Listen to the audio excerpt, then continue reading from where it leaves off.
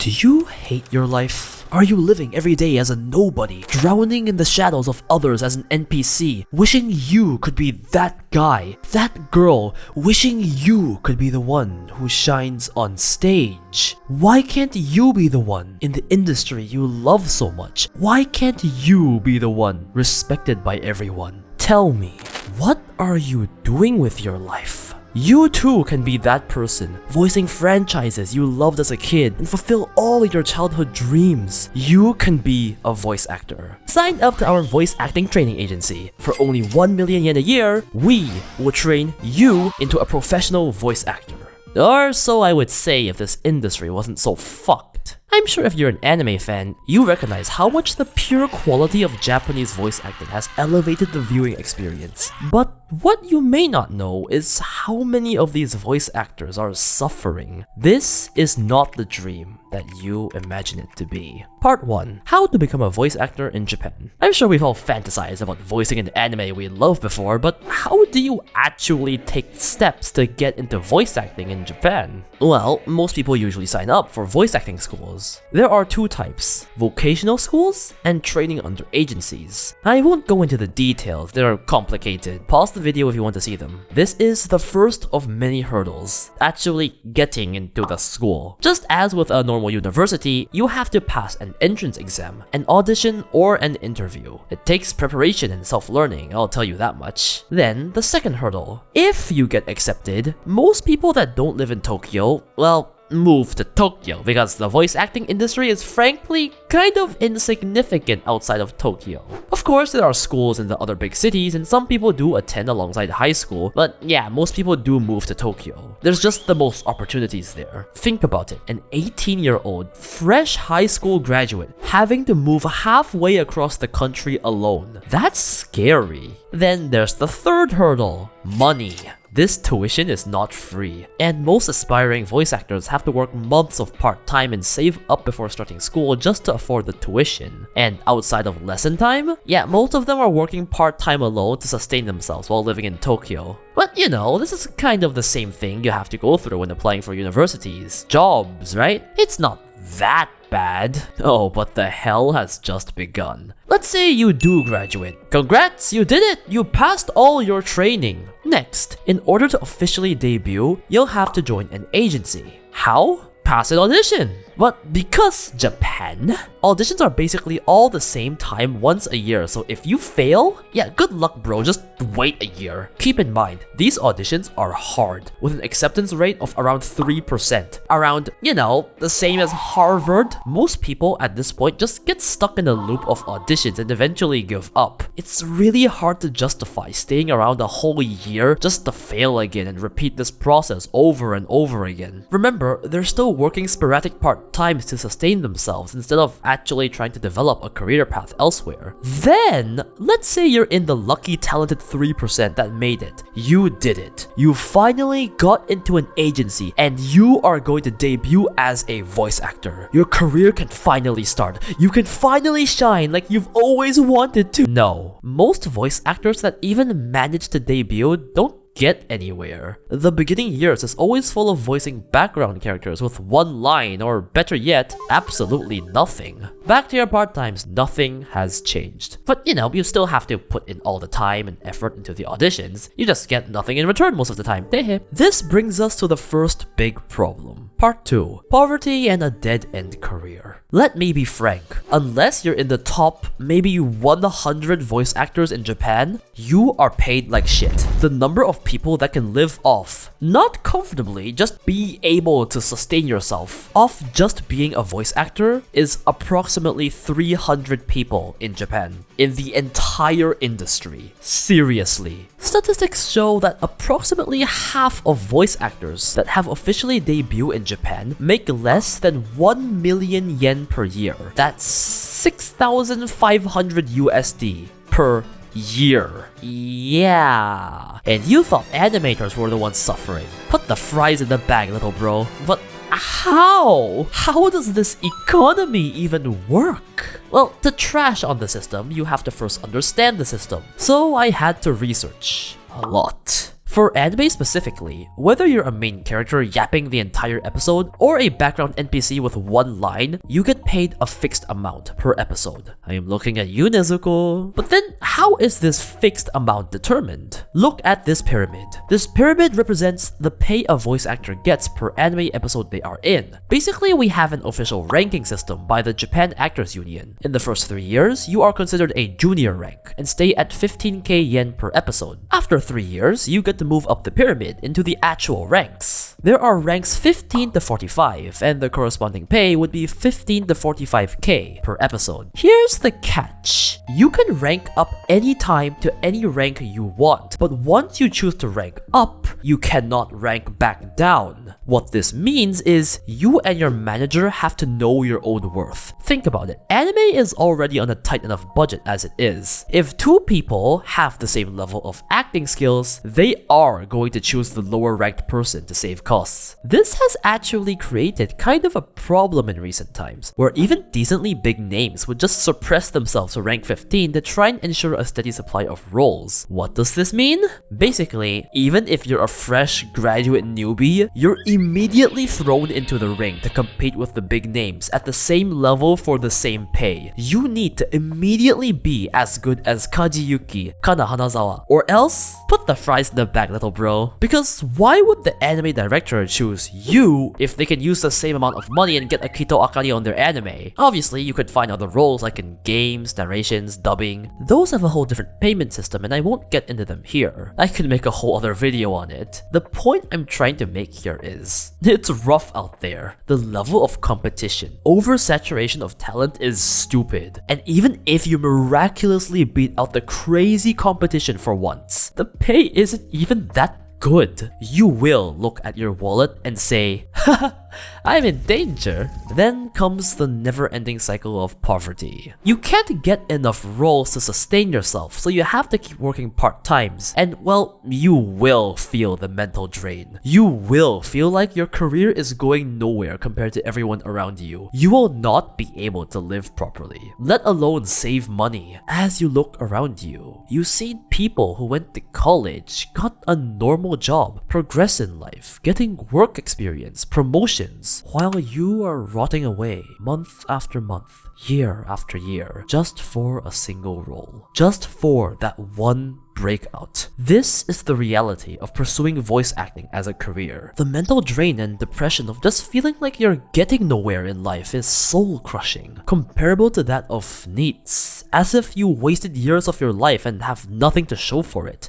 You failed. And this is after being one of the lucky, talented few percent of people that even got to debut in the first place. Your ego comes crumbling down, and like the many people before you, you decide that enough is enough. It's time to quit. But what happens to those that persist? Well, the hell has only just begun, because Part 3, Connections are everything. So, you're a struggling voice actor getting no roles, yet you still can't give up.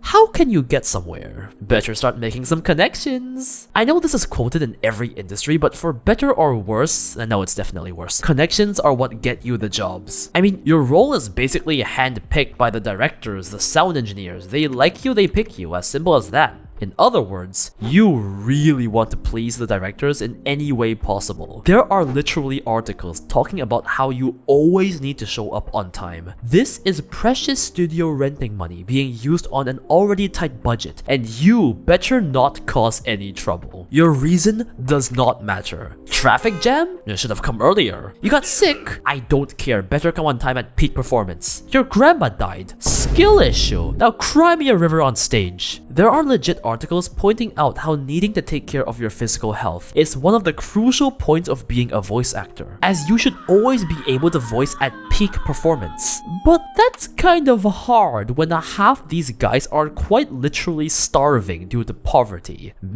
So many popular voice actors tell stories of how they had to endure eating bread crust, white rice, tissue, grass as meals. It's not a rare thing, it's normal even. You're telling them to stay healthy when they're getting 200 calories a day? And if you dare piss off one director, yeah, rip your career. This industry is an extremely tight-knit one, where rumors spread very fast. If one director thinks you're troublesome to work with, why would his 10 other director friends ever hire you? You are a starving mess under their complete mercy if you want your dream job. So you better make sure you are the easiest person to work with in the world. Of course, this also applies to connections with other voice actors, managers, basically all staff you can think of, because you never know when one bad interaction can butterfly affect your entire dream career away. This is not to mention if certain directors already have favorites to begin with. One director, for some weird reason, liked a certain voice actor from his previous works? Well, he sure knows who he's getting next time. Auditions? No, we don't need that. Actually, maybe you just open one to make it seem fair, but we've made our choice already, don't worry. Tell me, how are you, a newbie, even supposed to compete on the same level when the game was rigged to begin with? Well, don't give yourself a panic attack just yet. You can go even further. You have options, such as Part 4, Selling Your Body. So, you want a role, I hear. I see.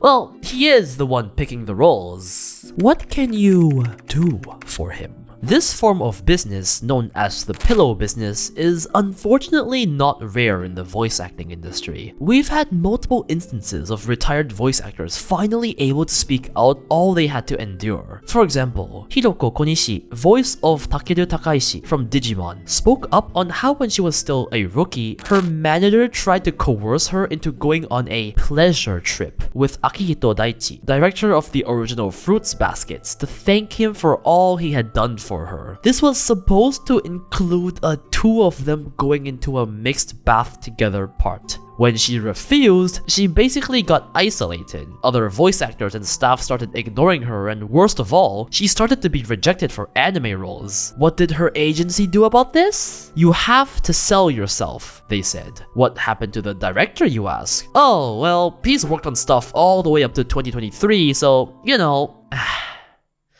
In another instance, Konishi was pressured into going on a hot spring trip that was supposed to be with the whole anime cast. When she got there, it was just her and the director. Her manager even threatened her to provide service to the director. There's also another case where a manager physically assaulted a voice actor for being late, and the company basically accepted that it was okay to do that. Konishi eventually had enough of all of this, quit her agency, and was promptly blacklisted from the voice acting industry for speaking out on these incidents. There are many more cases that I won't go over individually, but you get the gist. This is reality. Nobody cares about the injustices you're presented with. When you're a desperate mess chasing a fading dream, and these people hold the power to grant you your dream, what would you do? Konishi was able to reject them and ultimately leave the industry, but how about you?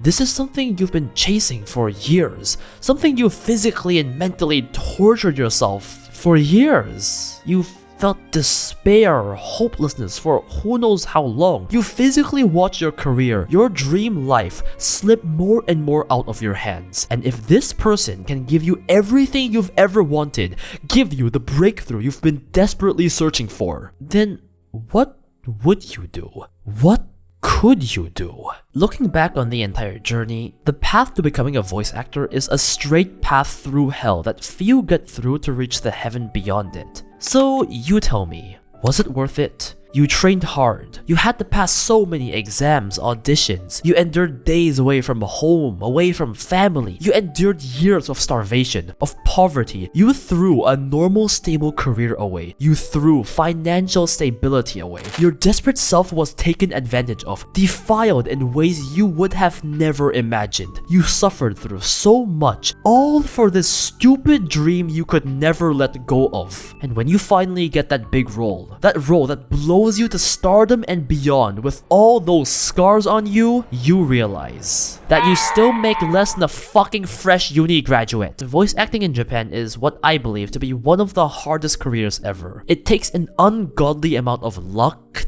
talent, endurance, determination, and inner strength to get where you want to. You are treated as a celebrity and deal with all the pressures and hardships that come with it. Yet, unlike the West, the corresponding pay is nowhere even close to celebrity level. And that's if you can even be one of the lucky few hundred that make it in the first place. Just look at the top people's salaries in other entertainment industries. You realize this is pennies compared to Hollywood actors, YouTubers, streamers. It's ironic, yet that's why so many of the voice actors that did make it have so much heart. For some reason, they all had a dream so big, a desire so strong, that they decided it was worth the years of uncertainty, anxiety, and suffering. It was absolutely not for the money. They just, for some reason, wanted it this badly. And I think that's why you can always see how much they love anime, love voice acting to its very core, because without that love,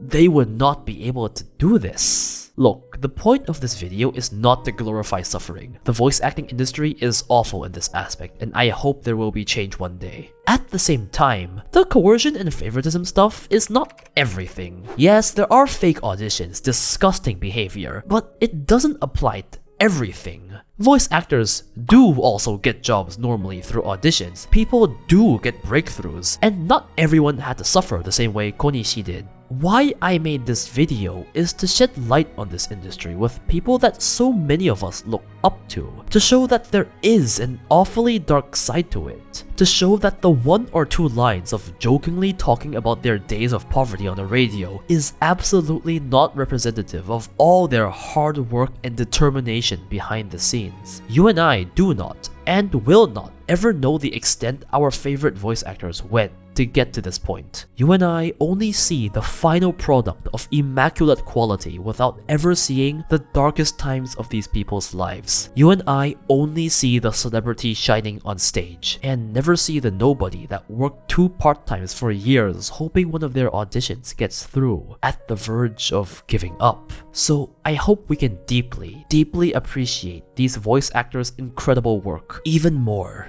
because I love anime. And I love voice actors.